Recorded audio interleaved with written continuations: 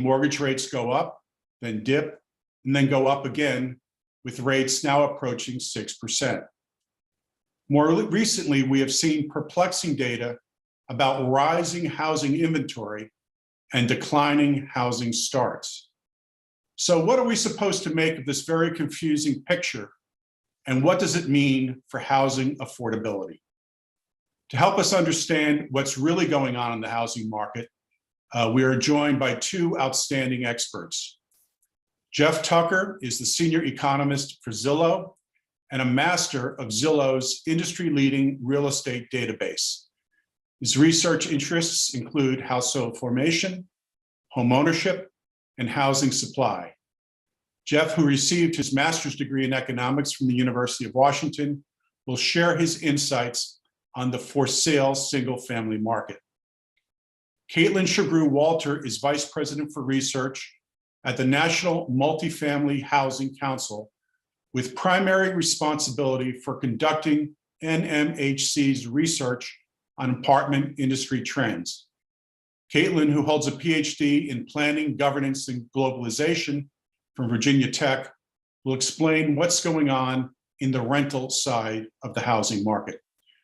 We're going to kick things off with short presentations from Jeff and Caitlin before turning to Q&A.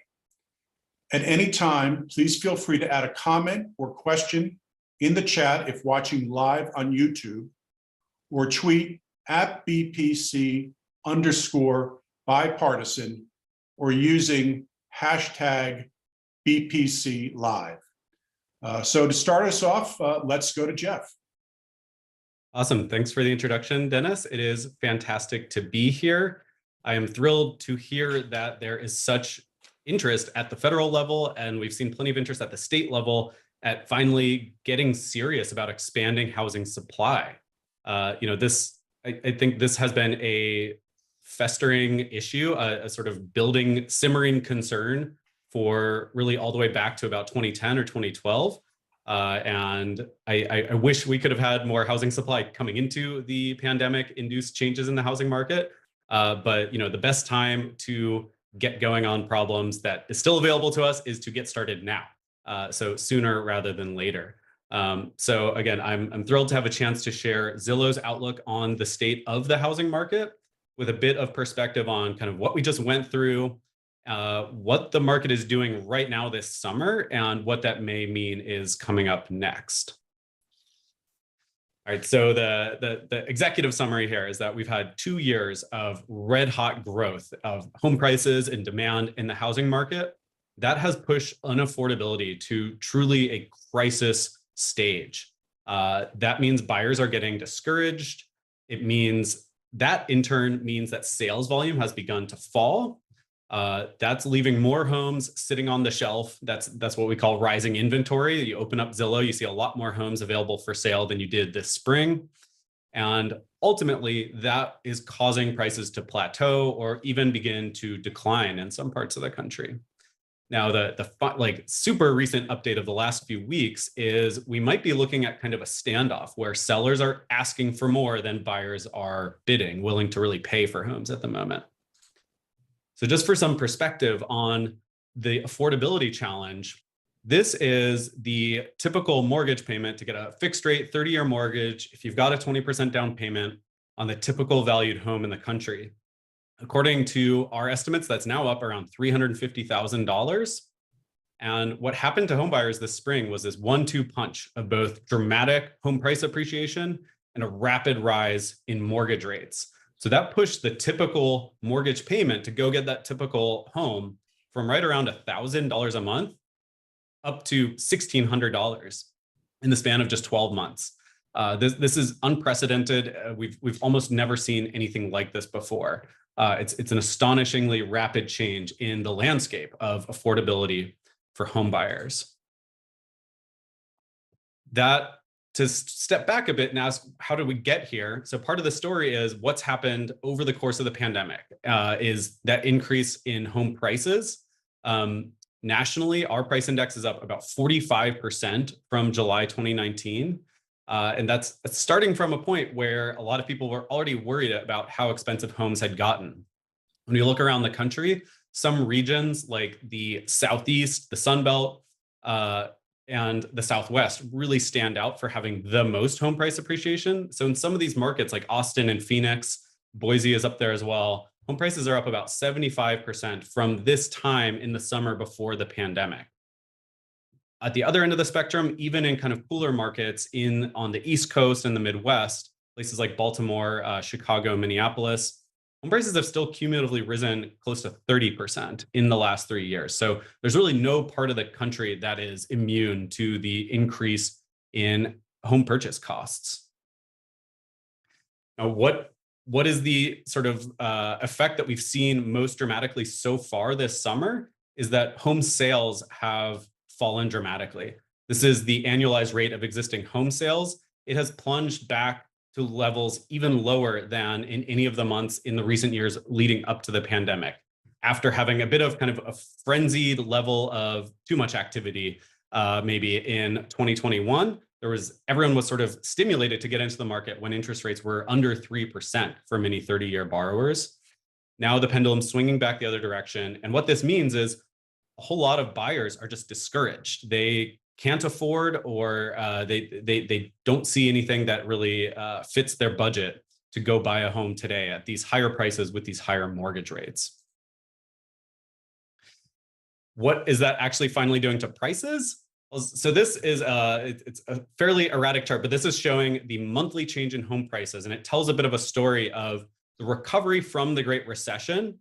You also can see the decline in the midst of the Great Recession, the Great Financial Crisis. That's when home prices dropped pretty dramatically. We had a wave of foreclosures.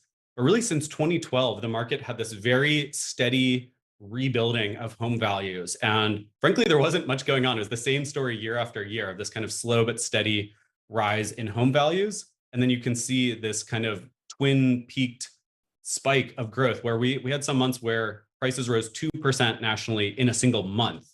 That has now come to an end. That was that kind of sharp run up in prices in the last 2 years, driven by some of that intensified demand in the pandemic. And now prices have approximately flatlined. They even ticked it down a little bit in July on our national price index. That is almost entirely just a product of the demand side of the equation. We're seeing buyers pull back. This is entirely different, frankly, from the 2007, 2008 drop in home values, which was supply driven. That was a lot of forced sellers, people who got teaser rates on their mortgages who then had to sell or they were foreclosed on by their banks. Right now, we're near record lows for foreclosure as well as delinquency on mortgages. Zooming in again to kind of regions of the country, we can see that still the Southeast, led by Florida, is still actually seeing very rapid home price appreciation in the last month or so. But some of the markets that were the biggest leaders of the pandemic home price boom, places like Austin and smaller markets as well that didn't make this list, like Boise, they've had some of the quickest reversal of home price gains. These were markets where there was, frankly, a frenzy of activity of people willing to go into multiple offer situations and try to outbid each other. So some of those markets are on a bit of a course correction. The other big takeaway here is the West Coast markets, including my home here in Seattle, and certainly the Bay Area and other places in California are seeing a bit of a cool down because they are more interest rate sensitive. We saw they were more interest rate sensitive back in 2019, and we're confirming it again right now, that when interest rates rise, these markets cool off disproportionately. All right, so that's like the price picture. And Dennis, I'm glad you already spoke about the inventory situation. So I think of inventory as the barometer of the housing market. It helps reflect the balance between supply and demand. If a whole lot of people want to sell their homes and they're having trouble finding buyers, we should see that inventory rise substantially. Now, there's always a seasonal pattern to the level of listings in the market, that level of inventory. So you can see on this chart, the 2019 line shows maybe what a normal year for inventory looked like before the pandemic. It kind of rises in late summer, but it's up over 1 million homes for sale in any given week. We plunged to a record low in spring of this year of 2022, and we've begun to climb back. So this was part of that story of this summer price declines beginning, or sort of demand pulling back. It left more homes on the shelf. began to build up a little bit of negative price pressure from sellers feeling that pressure to maybe cut their price to actually get an offer on their home. But that has kind of petered out. We are not skyrocketing back up to 2019 levels of inventory. And in fact, we're petering out closer to maybe half of the level of inventory we would expect.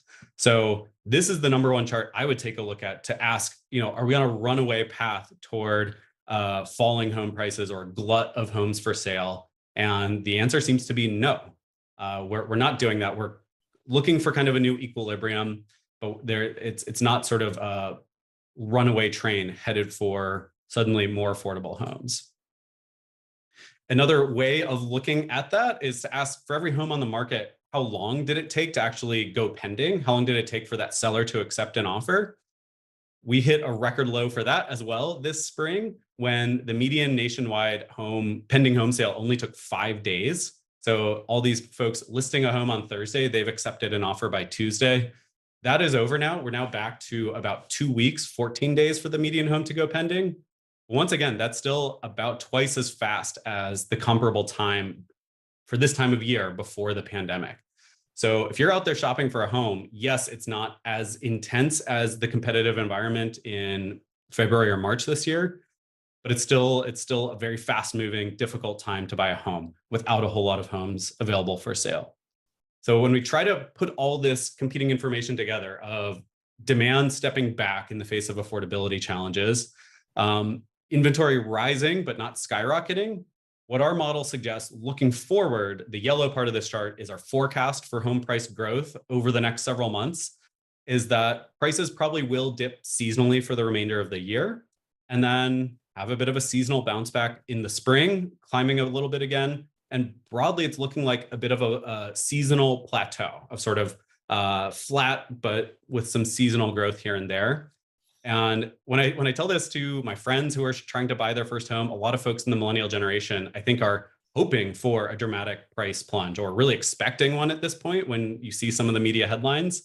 And our model suggests that that's not really in the cards, because fundamentally, there's still not enough homes to go around for all the people who want to buy one.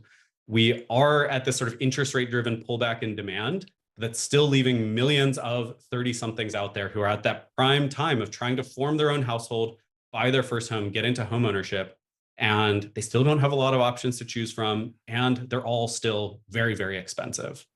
So that's my takeaway from this, and thank you for your time and attention, and I look forward to the discussion and to seeing what Caitlin has to say about the rental market. Well, thank you. Thanks very much, Jeff, for that really interesting and precise presentation. I'll just turn it over to Caitlin now, who will talk about the rental side of the housing market. Caitlin? Thanks, Dennis, and thanks, Jeff. Yeah, I have the same conversation with my millennial friends. They're waiting for this price drop. I don't think it's going to emerge. Taking something that Jeff said, there are not enough homes to go around. That's true on the for sale side, and it's also true on the rental side. So if we could pull up my slides, please. I'm going to get started talking about the multifamily rental market, talking about supply and demand, and kind of explaining the underlying factors of how we've gotten to where we are. Dennis mentioned in his introduction the rents that are going through the roof as high as 30% in some places. And that is true. We have seen double-digit rent growth. Here it's tracked by RealPage, which is a data provider for professionally managed apartments.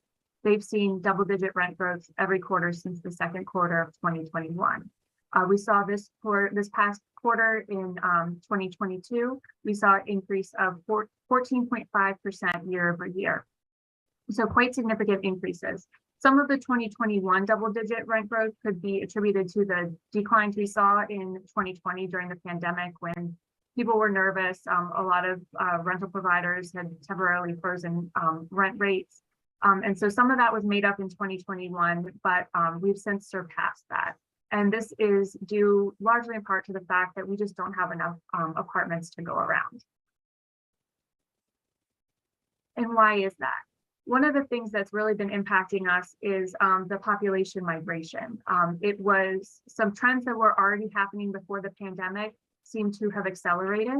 So places like Texas and Florida saw a lot of increase in population during the pandemic. And so that was due in part to teleworking. So it remains to be seen whether or not teleworking, how that will shake out. Some folks seem to be requiring their workers to come back in part-time. Some are fully remote work. So while we wait for that to sort itself out, that is creating demand in some of these places where folks can work remotely and have the quality of life that they desire. And so it has moved some places that traditionally we would have thought as more affordable markets. It has moved them to becoming more unaffordable. So looking at that, we worked with our sister organization, the National Apartment Association, to commission some research on the apartment demand that we're going to be needed by 2035. And the research did take into account the pandemic patterns. And it found that 600,000 units are needed currently at a variety of price points, that's apartment units, to deal with the existing shortage. It is a bit of an improvement from where we were a few years ago when construction had basically stopped during the housing crisis of 07, 08, with the millennials coming online into their prime renting ages. So we were underbuilding for quite a few years for that demand. So we've gotten better, but we still have an existing shortage of about 600,000 units. And in addition to that 600,000 units that we essentially need to build now, we're going to have an additional 3.7 million units that will need to be built by 2035. 1.5 million of those just located in Texas, Florida, and California alone. And so Texas and Florida, it might be somewhat easy to build, but California, there's a lot of impediments to being able to build there, which I'm sure we'll get into in our discussion. We have seen absorption of new apartments leasing downturn in Q2, but we're still at historical levels if you take the 4-quarter rolling average. So demand for apartments has been quite strong during this post-pandemic time. And we have started to see some questions about, are we overbuilding? Primarily because if you look at the number of multifamily units under construction, we've been hitting historic highs in the past few months. I believe we're almost up to 900,000 units under construction. However, that doesn't really match what we're seeing in the starts and completions numbers. And so we've come to the conclusion that this is largely a result of delays in construction timelines. So while it looks like we may be at risk of overbuilding, it's actually these really lengthened construction timelines that are causing these under construction numbers to be so high. And we started doing a survey during COVID that folks found helpful. So we've made it a regular survey. It's a quarterly construction survey. And the majority of respondents to this survey, 85%, they have been experiencing construction delays. It's for a variety of reasons. It can be due to labor shortages, material shortages, or issues with the local jurisdictions being backed up, particularly in this era of heightened construction. And then there are other delays that can cause quite lengthy timeline extensions as well. We did some research with the National Association of Home Builders a few months ago and found that in areas where there's NIMBY opposition, not in my backyard, it adds an average of almost 7.5 months delay to the timeline, and it can increase development costs by 5.6% in terms of price point. So all these things can add on to making the construction timelines quite lengthy. And then one other element, I mentioned that California is anticipated to have some of the most demand, but it may be difficult to build there. There are some jurisdictions that have regulations that make it so that developers are concerned about even building there. About half of the respondents to the NHB NMHC survey said that they would not that they would avoid building in jurisdictions with an inclusionary zoning ordinance. And then 88% said they would avoid building in places where there's a rent control ordinance. And we saw that happen most recently in St. Paul, where development essentially stopped once the rent control ordinance came into effect. And so that has an impact on affordability as well, because we have these needed units that aren't occurring or aren't being built. So I like to think of the affordability crisis as a bunch of puzzle pieces where we need to put all the puzzle pieces back together in order to actually solve the problem. And right now we have a whole bunch of puzzle pieces that just aren't working correctly. It's expensive and lengthy to build. We aren't necessarily building where we need to, and obviously that's showing up through the rent growth. With that, I will turn it back over to Dennis. Well, thank you very much, Caitlin, for those important insights. As a reminder to our audience, please feel free to add a comment or question in the chat if watching live on YouTube, or tweet at BPC_bipartisan or using hashtag BPC Live. Let me start with a few questions, and we'll have a little bit of a discussion, and perhaps we'll get some questions from the audience in the meantime, which we hope to take up. I would be remiss if I did not mention the R word. I mean, the recession. Recently, the chief economist for the National Home Association of Home Builders stated tighter monetary policy from the Federal Reserve and persistently elevated construction costs have brought on a housing recession. I was wondering, I've read other things recently that it seems to be a story that we're in a housing recession. Over the past couple of weeks, the story has been circulating. So I was wondering, do you agree? What is a housing recession? And if there is a recession, how are things different today than they were back in 2007 and 2008? Jeff, why don't you pick that up and then go to Caitlin? This is for you both. Yeah, it's a great question. It's an interesting term. And so I go and look at the definition of a recession, which is a broad, sustained downturn in economic activity. And in some ways, that is happening within the housing sector. So if your job is related to the volume of transactions that happen, meaning you're a real estate agent, maybe an appraiser or a loan officer for a mortgage lender, or if you are a home builder, all of those folks are seeing less economic activity, fewer home sales, new and existing. So there's less activity happening in that market. But as you allude to the 2007 to 2009 housing crash and recession, I think a lot of people, when they hear housing recession, might think this is a full economy recession triggered by the housing market. And I don't see anything like that in the cards. That was the transmission mechanism. There was a credit crisis brought on by mortgage foreclosures and really driven by really bad lending in the early to mid 2000s. And we're really in the just polar opposite situation right now, where recent home buyers had sterling credit, delinquencies and foreclosures are near record lows. And broadly, homeowners are actually in pretty good shape. A lot of them have very low and affordable mortgage payments because they locked them in over the last few years. And almost everyone under the sun was getting fixed rate mortgages. So I see very little risk of that kind of credit crisis, which I think is probably what a lot of people might think when they hear housing recession. So it's an interesting new term, but I think we need to be really careful about defining it and exactly what it means. Yeah, I would add a couple points. I think that on the multifamily side, it's a matter of weeks. If you look at second quarter data for sales transaction volumes, for example, it's record setting. And then we had our sentiment survey in July that had sales volume, our index went down quite tremendously. And so indicating declining conditions. So when I think of recession, I think of, as Jeff said, a prolonged period.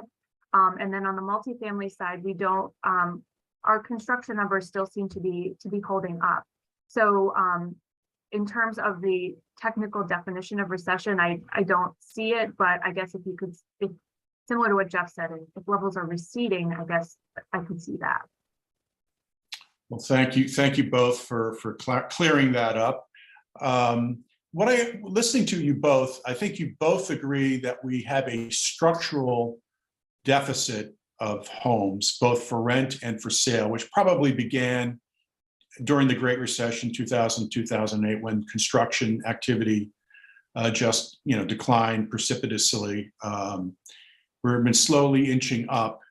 And even with this downturn in housing or even with more housing inventory, we still don't have a glut of housing on the market. So I would just like you to both get your thoughts. Do we still have, do you agree we have a structural deficit of homes that has built up over 15 or so years?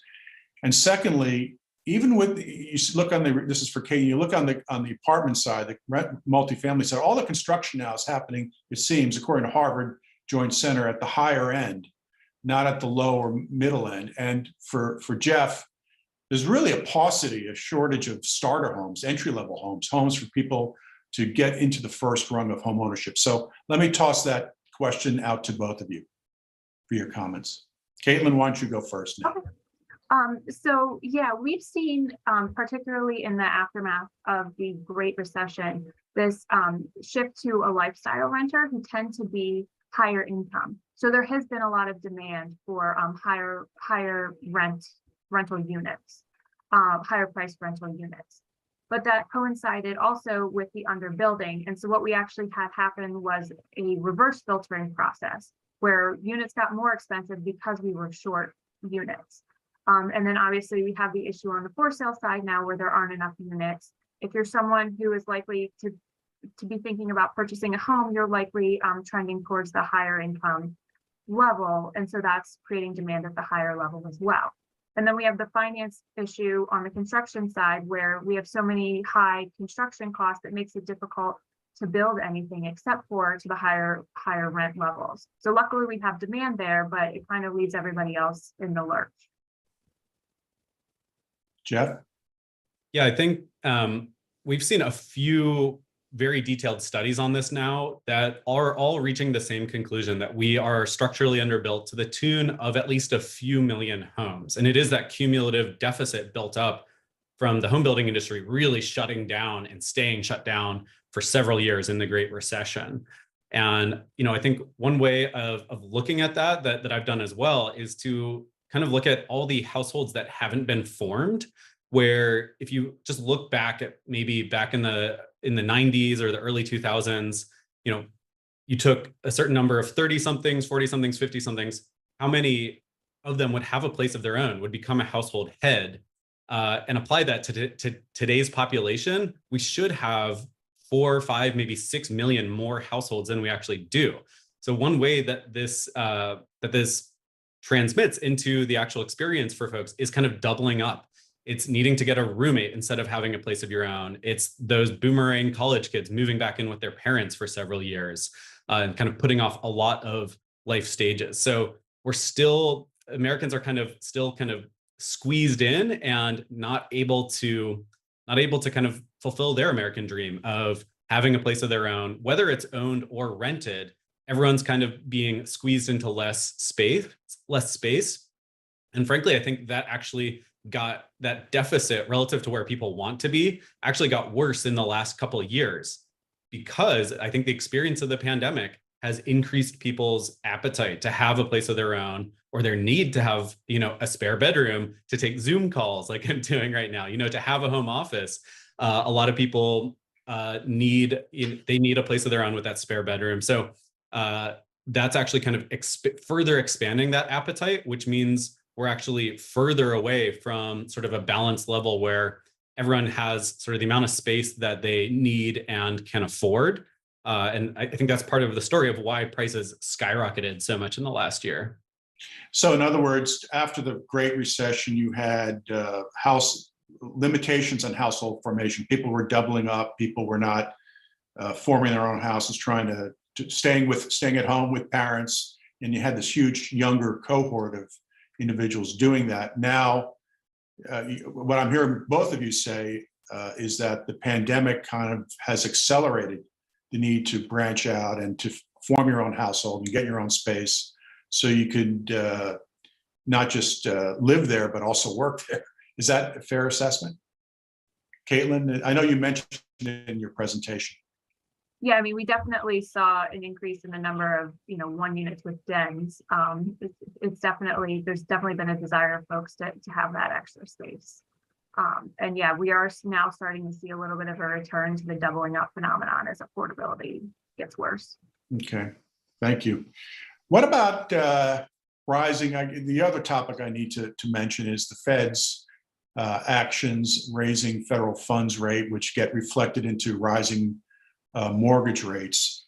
Where do you see that going? How do you see the Fed and the accompanying rise in mortgage interest rates affecting, I'll say, both the for sale and the rental markets? Jeff, do you want to start?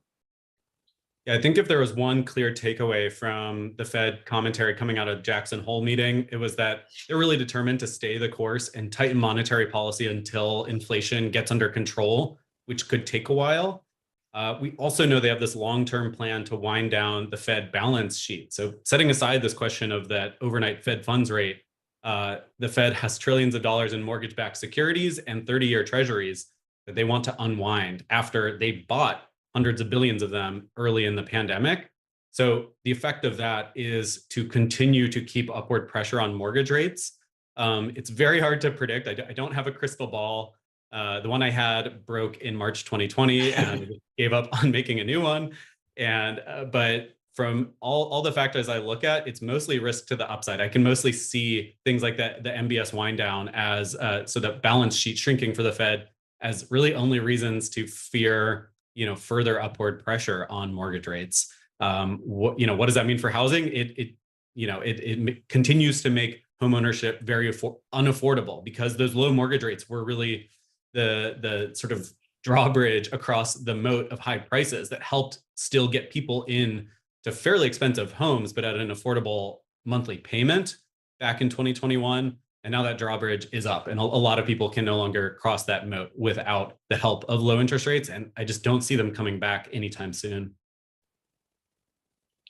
Caitlin, you want to weigh in on this? Yeah, I mean, I would add, it's not going to help with affordability. Now, if you're an apartment owner trying to get a mortgage or refinance, it makes it more expensive because the debt's more expensive. So yeah, that's going to cause the rent you need to charge to increase. So it's certainly not going to help with affordability. On the demand side, if someone can't buy a house, they're either going to be living at home still with parents or, renting most likely. So that can help with the demand side. But when we're already in a situation where we don't have enough apartment units, then that's a double-edged sword. So from what I'm hearing, rising interest rates make home ownership less affordable. Rising mortgage rates, home ownership becomes less affordable. That should lead to greater rental demand and that's a problem because you don't have enough supply to meet the demand that already exists. So do you foresee, at least nationally, rents continuing to rise over the next 6 months or so? Well, we don't officially forecast. That's our rule. But I would say that I don't see any rent declines in the cards. I think that the expectation is that hopefully things will moderate, but definitely rent growth to continue. Right.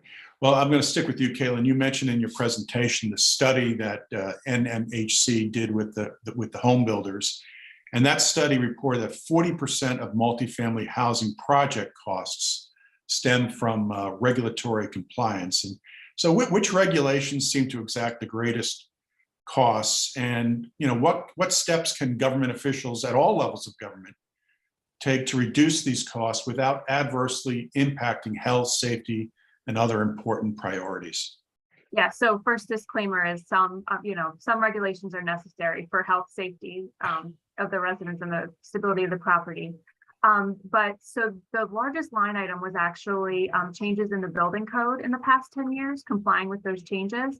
And not all of those have to deal with safety rationale. So that was the biggest line item. Some other things that came across were, design features that are necessary that are required by local jurisdictions. One example is requiring a brick facade so that it goes with the community character, but it's not necessary. So what I like to say as a trained urban planner is, it's the local jurisdictions really should take a look at what they're requiring of developers, both at the local level, what the developer is going to have to comply with at the state level and at the national level, because a lot of these regulations can be duplicative. So if there's a way that they can help alleviate those issues, that will help defray the cost. Okay. Thank you.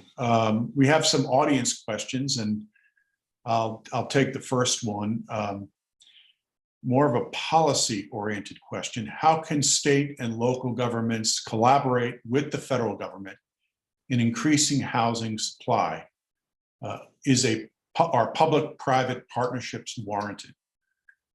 Anybody want to take that? Jeff, you want to take that and then go to Caitlin? I think the most important step, kind of the most low-hanging fruit, comes from getting out of the way of builders, of reducing some of that red tape, some of those regulations and costly hurdles that Caitlin was just describing, many of which, there are many regulations on the single family home and owner occupied side of the market as well. I'd talk about single family zoning, and frankly, even within single family zoning, minimum lot sizes, saying, you can't have a house unless it also comes with a 1/4 of an acre of land. That is going to guarantee that you end up with fewer homes on the land that you have buildable. So I think step one is kind of getting out of the way of those of builders in those respects. In terms of policy actions, I think we're seeing a lot of really promising policy changes at the state and local level. California has just successfully passed a whole raft of bills that are making more housing, buildable near transit and under different conditions. Utah has also kind of led the way. So again, this is really a bipartisan issue where we see both red states and blue states taking this seriously. And, frankly, I think, Utah has done a great job at clearing the way to help private builders do what they want to do, which is to meet this overwhelming excess demand for housing by building what customers want. When it comes to public-private partnership, I do think there's still an important role for public policy, whether on the rental side through housing choice vouchers, and certainly on the supply side with helping to low-income housing tax credit and helping to build the financing to construct, say, subsidized or affordable housing for the sector, the segment of renters and owners as well, who can't quite afford market level prices at the moment. Thank you. Caitlin? Yeah, I would add, there are two sets of rent burdened households. There are the folks who just are slightly over their 30% rent to income ratio, and that's because they can't afford to move into a Class A unit. They can only afford to live in their Class B because there's not enough supply. And then there are the folks that are just never going to be able to afford to rent and not be burdened without some sort of government assistance.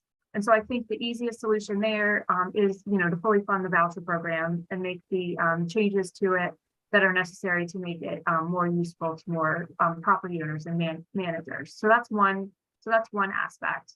And then a lot of it are things that would help builders, what Jeff said, get out of the way of the builders. To make it so that they actually can build those, middle income properties. So the middle income housing tax credit.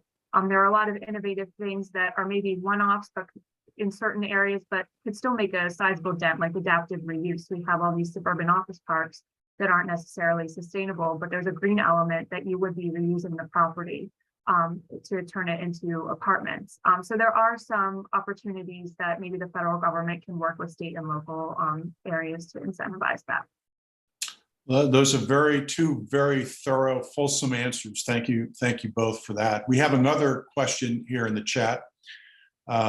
Anybody want to comment on the commoditization of housing by the purchase of housing by financial entities like hedge funds and the conversion of owned homes to rentals? Anybody want to comment on that? I could jump in with my main reaction to this was that the incentive to do that, the incentive for investors to come in and buy homes to rent them out, in large part is driven by how high a rent they can fetch, which is being driven by the scarcity of housing. If those investors look around and see that in a market, builders could flood the market with competing rental properties, that makes it a much less attractive investment opportunity to go and buy that home and rent it out. My other reaction here is that it turns out when you do the data, there's a much bigger impact on purchases of single family homes to rent them out, really from a whole range of sizes of investors. There are a lot of mom and pop landlords, sort of small property managers managing, a handful or up to 10 rental housing units. So it's sort of a range of different sizes. And then the one other comment on this is that we haven't actually seen a major shift in the share of single family homes that are rented out in the last few years. I think they're certainly, these buyers, these investors are a player in the marketplace. They were in 2021 as well. They're part of the story, but all in all, it doesn't actually add up to much of a shift of the housing stock. We're not seeing a substantial shift of like a noticeably larger fraction of single family homes are rented out today than they even were 2 or 3 years ago. And then finally on that, I have noticed that investor activity is slowing way down this year.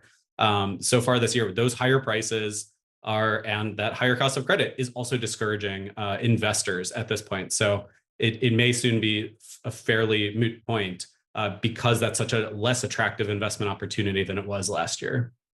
The one thing I would add too is we've seen, particularly, it seems like it's come on very quickly in the past year or so, the single family build for rent phenomenon, which is different than a scatter site. I own 2 properties or I own 10 properties in 10 different neighborhoods. The single family build for rent is basically an apartment community, but single family housing. So it's operated very similarly. All your units are in the same neighborhood. You have the same benefits of being able to have a maintenance person or maintenance crew in that one place. But that's a very new phenomenon. I would say even like the past year or so, we've seen that come on. Well, thank you both for that. We're running out of time. I just thought I'd ask one final question. It's sort of a crystal ball. I know you threw yours out, Jeff, but maybe you can find another one and use it for this question. But as I understand it, the US population is becoming much more demographically diverse, particularly with the growing size of the Hispanic population. At the same time, the overall population is getting older. A greater percentage of Americans, say by 2030, will be 65 or older. How does that affect housing demand and the types of housing that, particularly for older Americans, that would be necessary? Want to have any comments on that question? I would say, older households, they tend to rent a lot. You can downsize. You don't have to worry about, keeping up a 4-bedroom house. Obviously, it will be dependent on each household, but with the baby boomers being one of the largest generations, that's quite a bit of demand potentially for apartments and condos if they're located where the folks want to live. In terms of the Hispanic population, if you're talking recent movers to the United States, we did some research that shows that recent movers to the U.S. tend to reside in apartments, at least in the short term, and then the longer they're here, they tend to move towards home ownership. But then you also have, some groups tend to locate with multi-generational households, which would be more demand for single family, I would say. Jeff? I think that sums it up well. I do know there's more demand, certainly as folks move from like their 20s and 30s into their 40s and 50s. We do see the demand broadly shift from multifamily to single family homes. And then as Caitlin said, toward the older ages, which, a lot of the baby boom cohort is moving toward, it starts to sort of boomerang back to multifamily. And when it comes to multi-generational, I do think that's a really interesting story that actually covers a lot of those demographic trends, where, adult kids of older folks are saying, hey, come back and live with us. We're going to buy a house that has an accessory dwelling unit. And you can stay there, you can live with us, and we can help take care of you. Maybe you can help take care of the grandkids. So I think that's an interesting model that's really rising in demand. We're seeing builders respond to that. And finally, that trend of trying to meet that is also just generating a lot more creation of accessory dwelling units. So that extra apartment or backyard cottage that in the longer term is actually sort of weaving in more housing options. And in many, new construction areas, is actually some of that only affordable price point, whether you're renting or actually able to buy that ADU, usually rent it out. That's an interesting trend that is helping to provide a mix of more affordable options. And again, is something where policymakers can do a lot to get out of the way of that and sort of reduce some of the setbacks or parking requirements that sometimes make those infeasible. Because then once you make it feasible, builders are really loving to construct homes with ADUs at the moment. Well, fantastic. I want to thank both of you for taking the time to be with us today and for sharing your knowledge and insights. And it's been a real education for me, and I'm sure for our viewers. So thank you. A programming note: as part of our Getting Serious About Housing Supply webinar series, we are planning another event on October 25th to discuss the critical issue of homelessness. So thank you all for joining us today, and we hope to see you next month. Bye-bye.